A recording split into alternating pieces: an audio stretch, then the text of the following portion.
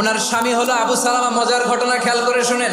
উহুদ যুদ্ধের পরে ওনার স্বামী আবু সালামা ইন্তেকাল করলো, শহীদ হলো। উম্মে সালামা রাদিয়াল্লাহু তাআলা আনহা ওনার প্রাণ প্রিয় স্বামী আবু সালামার ইন্তেকালের পরে চোখের পানি ছাড়ে আর পড়ে ইন্না লিল্লাহি ওয়া ইন্না ইলাইহি রাজিউন। যেহেতু বিশ্বনবী বলেছেন কেউ যদি বিপদের প্রথম ধাক্কায় পড়ে ইন্না লিল্লাহি ওয়া ইন্না ইলাইহি রাজিউন, আল্লাহুম্মা আজুরনি ফি মুসিবাতি ওয়া আখলুফ লি খায়রাম মিনহা, তাহলে এই বিপদে যে সে যা হারালো তার চেয়ে শ্রেষ্ঠ কিছু দিয়ে আল্লাহ তার বদল দিয়ে দিবে। এই হাদিস শুনে বারবার এই দোয়া পড়ে চোখের পানি ছাড়ে আর মনে মনে বলে আবু সালামার মতো ভালো মানুষ মদিনাতে নাই, তার চেয়ে ভালো মানুষ কি করে আল্লাহ তাআলা আমারে দিবে, তার চেয়ে ভালো মানুষ তো আমি মদিনাতে দেখি না। কি আজীব তামাশা, কি অবাক করা ঘটনা।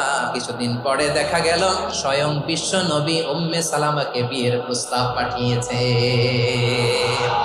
উনি রাজি হয়ে গেলেন, বিয়ে হয়ে গেল, উনি হয়ে গেলেন উম্মুল মুমিনিন, আমাদের মা, পুরো মুসলিম উম্মার মা। চিৎকার করে বলেন আল্লাহু আকবার।